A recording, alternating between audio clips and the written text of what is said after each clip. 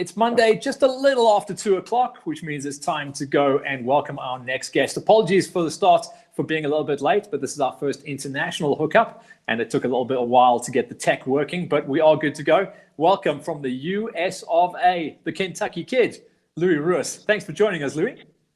Hey, Matty, good to see you again, and thanks for having me, and hi to all the South African guys. Like I said just now when we were getting ourselves ready for the show, utterly destroyed that you don't sound more American. What's going on? Yeah, well, Matty, at first, you still have to learn English. I mean, I'm an Afrikaans kid. I've grown up on the farm, so I actually only speak English out of self-defense, if you know what I mean. So I'm still getting there. Listen, did you know something that we all didn't? Because your timing has been absolutely perfect. You were wheels up, was it the end of last year, beginning of this year? And yeah, I mean, you've seen what's happened here in the lockdown. It's been a nightmare. What's it been like your side? Yeah, well, Matty, first of all, I'm usually the guy with all the bad luck in the family, but I guess this time I had it right. Timing was just perfect. We came over the 1st of December, and yeah, it's a new life for us. We had to start all over again. Back here at my dad.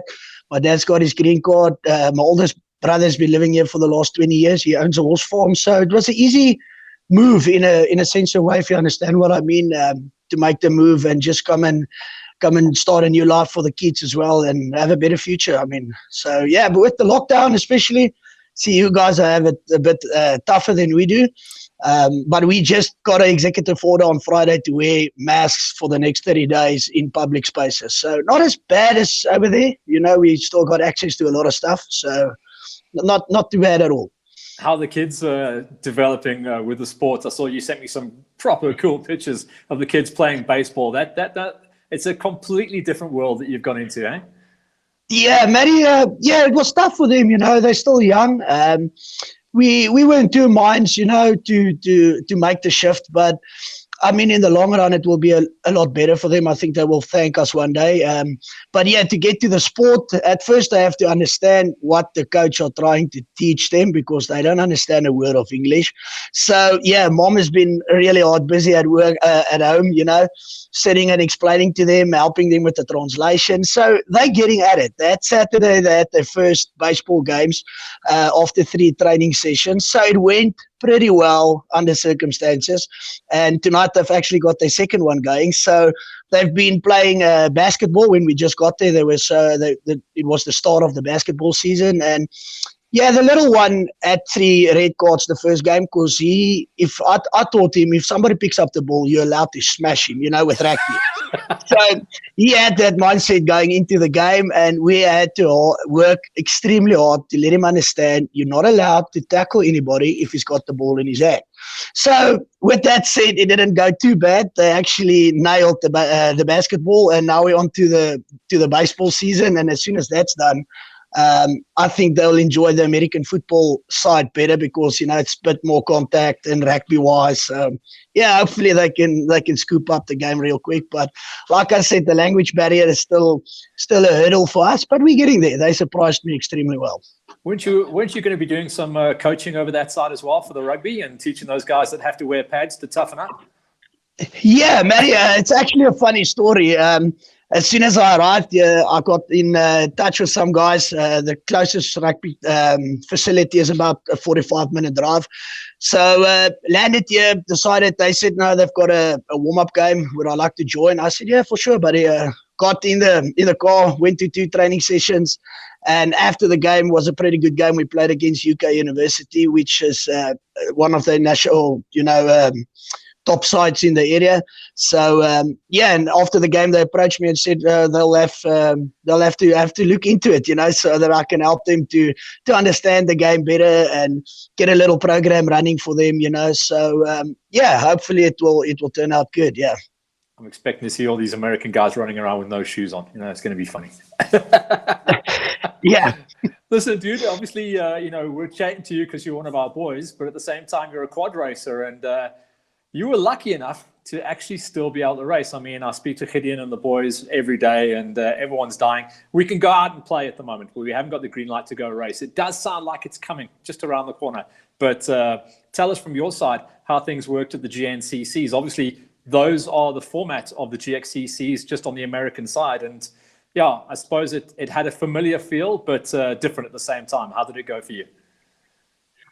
Yeah, Matty, well, just to start off the fairy tale story, getting back on a quad, I was like 2 weeks in America and got a post. You can find a lot of bikes online.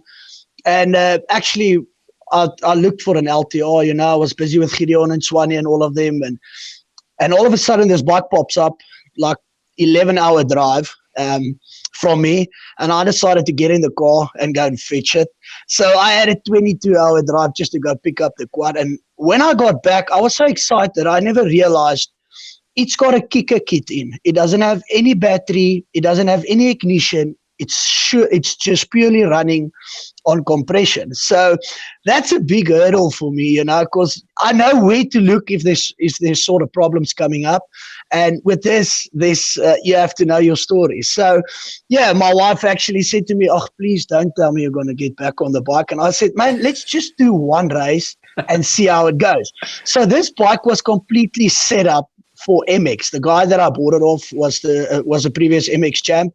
So I went into that race with a bike fully prepped for MX setup. So small tires, suspension not set up right. So took a 6-hour drive down to Illinois. That was the first race that popped up. So I had the bike for a week. I picked it up on the Friday, got home at the Sunday. The Monday I registered. The Saturday I had the first race. So never had time to spend decent time on the saddle and get to feel the bike. And yeah, so I just popped on it and got going, and man, was I surprised. Yeah, that is the most hardest race I've ever had in my entire life. It is technical times 100. I see that. They send you guys into the forest and everything, eh? Yeah, man. It normally when you listen to the guy speaking about this type of racing or racing, you pursue, it's a little bit of wood stuff, and you get out of the woods, it's easy flowing. Man, it's 90% wood. Yeah. It is tough. And what I had to get used to is, or I'm still not used to it, is you get 3 different lines inside the woods. So you got your pro line, then you've got your, a little bit of a longer line going around. But you can, if you hit the pro lines right, you can gain about 2 to 3 minutes per lap. But if you don't hit it right, you can lose between 10 and 20 minutes. And that's what happened to me. I got on the bike. I thought, oh, no, man, this can't be that bad.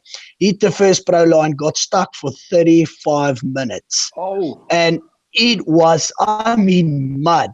Now, just picture in your head, we were 122 quads, If one guy gets stuck or he has trouble with his lines, you're about 20 to 30 quads bumper to bumper, and you have to get off, pull your bike out, try a different just to get past this guy. And obviously my boots were so full of mud, I can't get the kicker to go. I can't kick it, so I was furious. But yeah, all said and done, I managed to do my 4 laps where I was pretty happy. I just kept on telling myself, I'm not going to drive 5 hours to quit. There was a ton of guys that just quit the first lap. They couldn't carry on. The winners obviously did 6 to 8, the pro guys.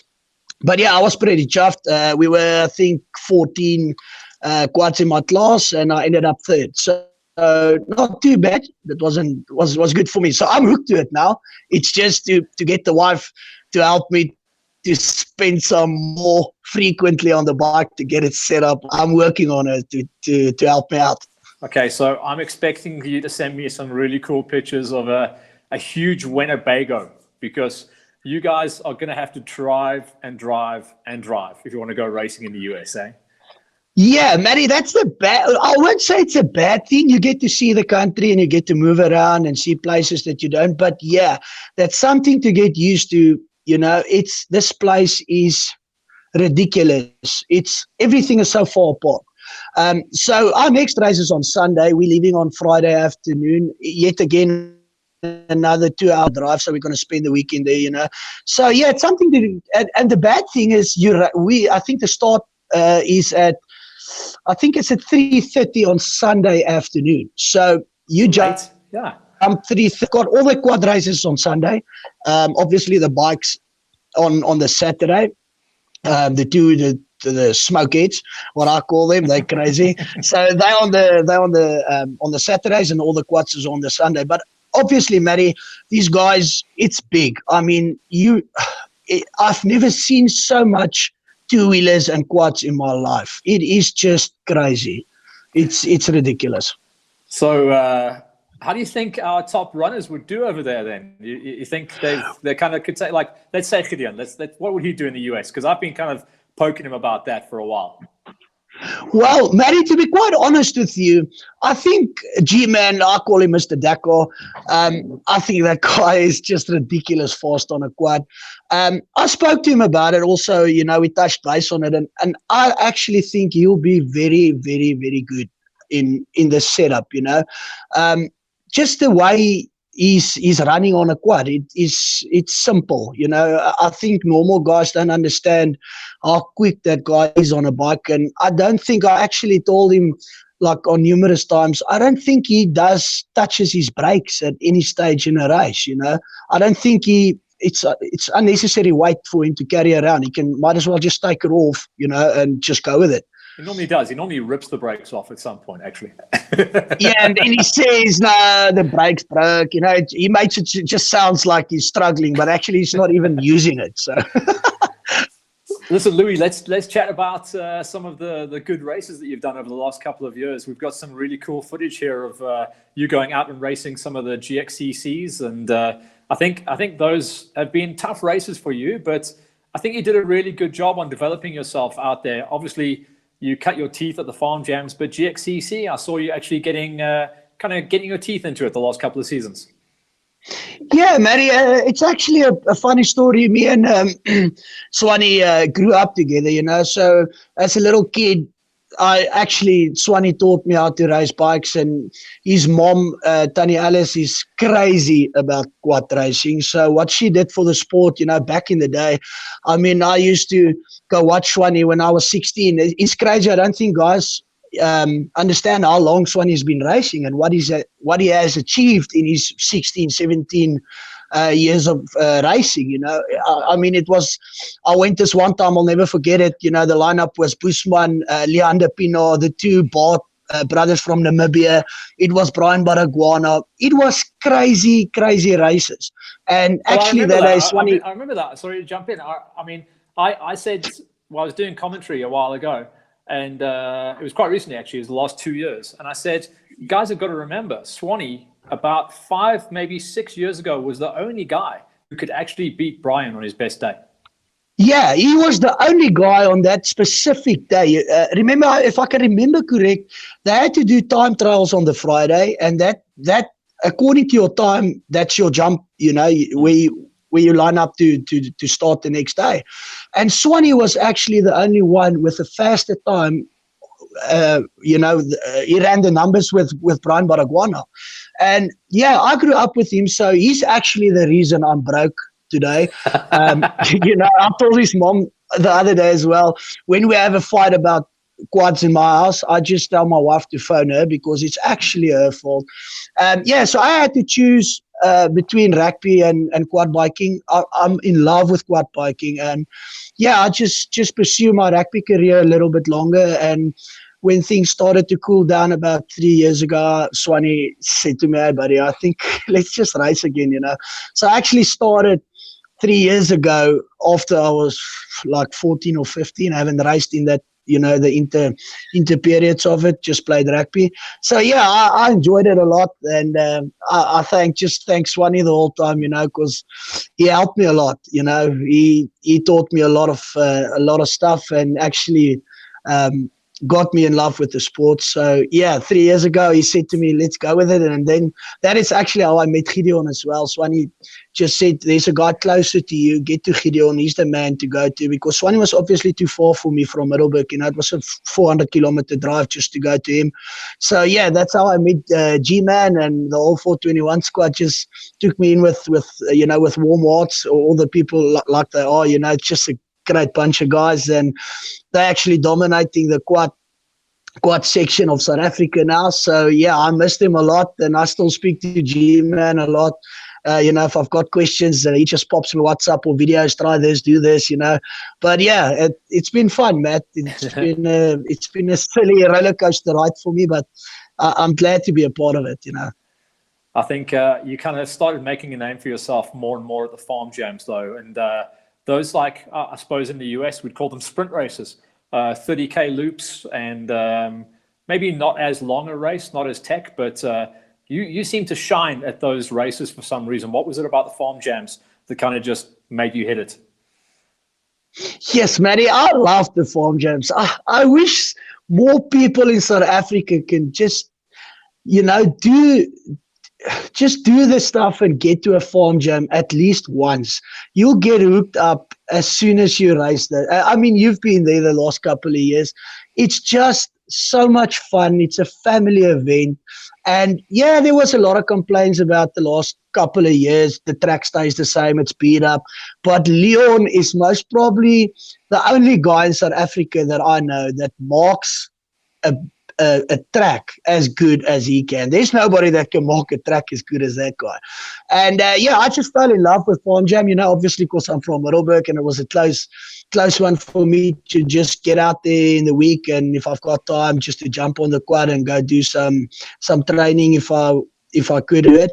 But yeah, I've just loved Farm Jam so much that I was actually so disappointed, because I think last year there's a couple of farm jams that the same weekends that the farm jam was, I actually had international sevens tournaments. I remember you missing those. We had to travel. Yeah, I missed a couple of them, and I was so upset, man. I told Leon, please, can you just move this one? I'm back next week. And he says the dates are fixed, So yeah, I tried my best to ask Leon to just move some of the dates, but he couldn't. So yeah, but like I said, it was just fun, and I loved Farm Jam. I miss it so much, man.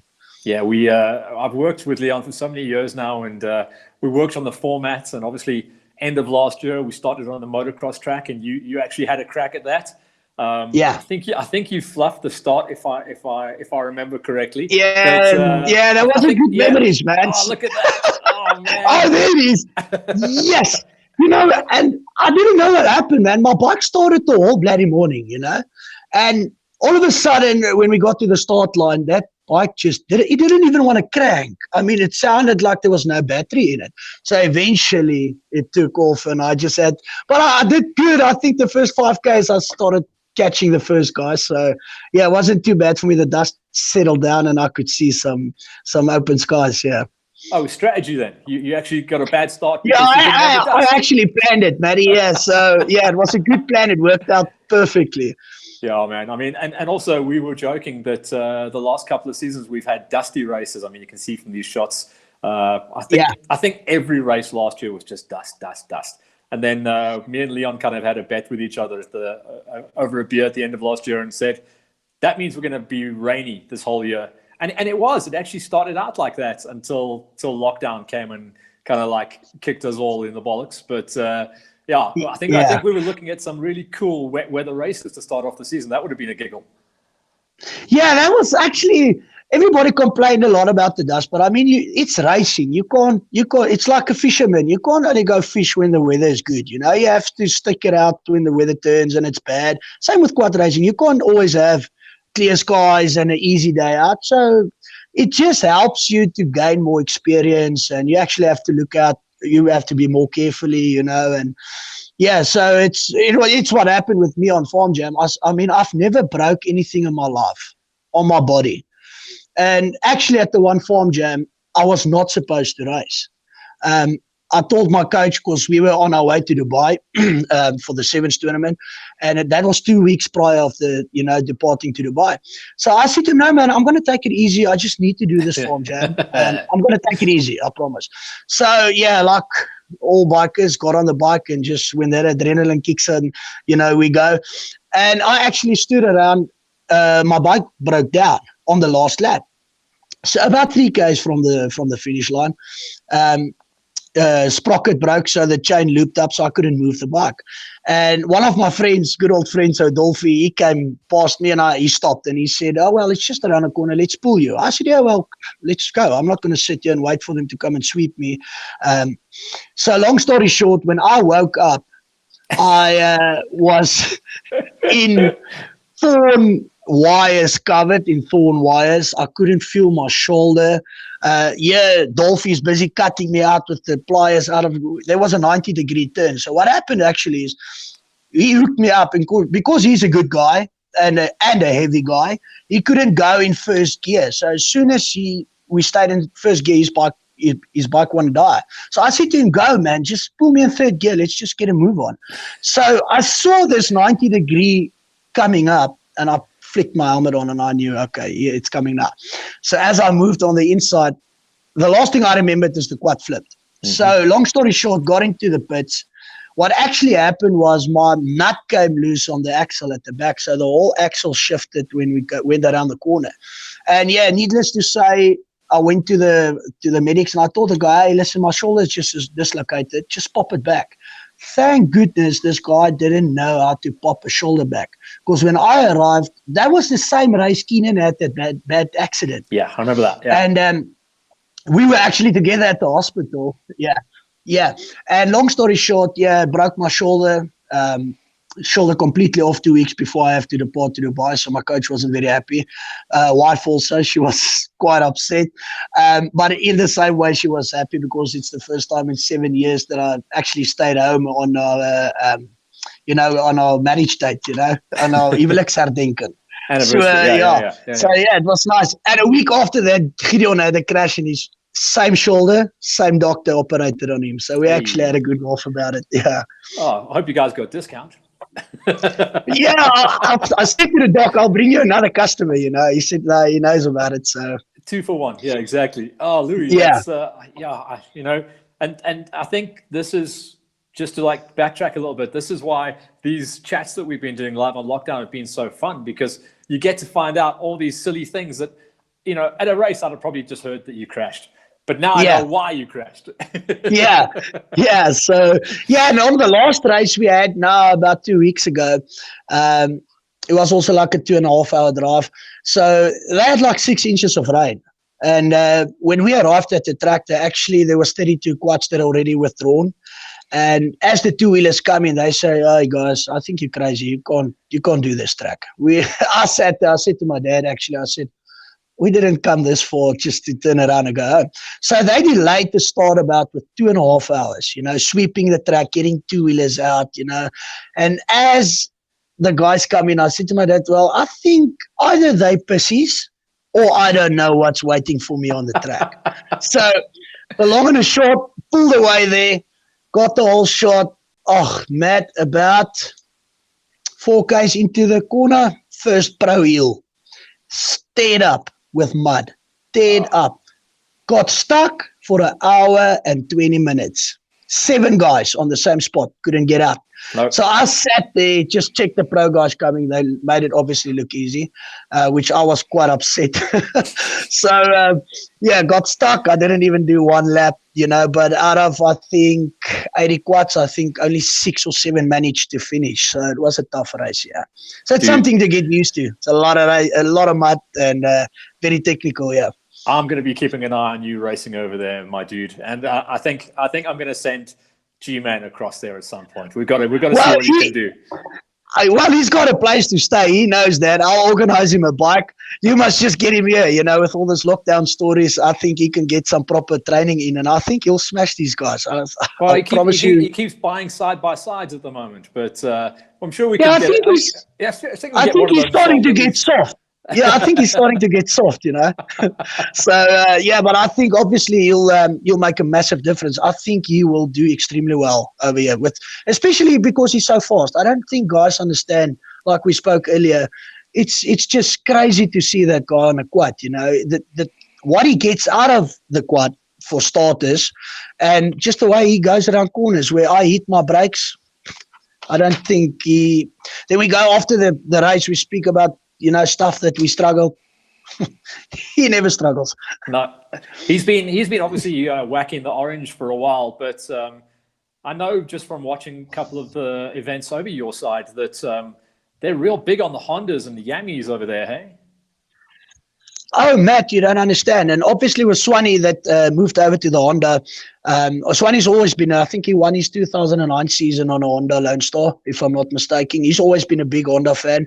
And obviously he's jealous because I've seen him a lot of pics, from the start line. These guys, I think at the last race in the pro class now, there was 16 quads, which 11 out of them were Hondas. They're very, very big on the Hondas. They're massive Honda fans. And Yamaha, it's the third race, and I think I was the only Suzuki that entered out of 100 quads. Amazing. So they're very big on Honda. They're massive Honda fans. Massive. Louis, I mean, obviously you've been giving the big high five to G-Man, but we're gonna wrap this up quickly because we ran a little bit late. My apologies. We're going to be chatting to another pro quad racer next week, but I just want to obviously give you the mic here, as I would if I stood at a race, and say, who do you want to give a big shout out to and a high five back home? Oh, well, obviously for Swanee, for what he's done for me personally with my racing career, and just got me into it. And then obviously to the all 421 squad, Gideon, Marty, David, and Brian. Ek miss julle almal, man. And good luck. I hope you guys get back on the saddle real soon and give it ons. Louis, it's been absolutely brilliant chatting with you. I will be chatting with you again. We want to kind of get some race reports in and see what you're doing out there, but it's great to have one of our South African guys over there representing, waving the flag. Thank you for joining us here on Live on Lockdown, Louis. It's been a great laugh. Thank you. Thanks for having me, Matt. I appreciate it. Thanks, buddy. Anytime, dude. Keep the training up. We'll be keeping an eye on him. All right, so from Louis and in the US of A, great interview. I absolutely loved every second of that. That was so much fun. We're going back to back on our quaddies this time. Next week, it's going to be the turn of Keenan Hammond. The kid has nailed down a GXCC championship, but this season, obviously, he got the big handbrake pulled up in his defense of the title, but that doesn't mean he has lost any of his pace or his fighting spirit to go racing. We'll be chatting to Keenan next week live on Lockdown at 2 o'clock to talk about his journey in racing so far. Join us then, and thanks once again to Louis Roos joining us from stateside.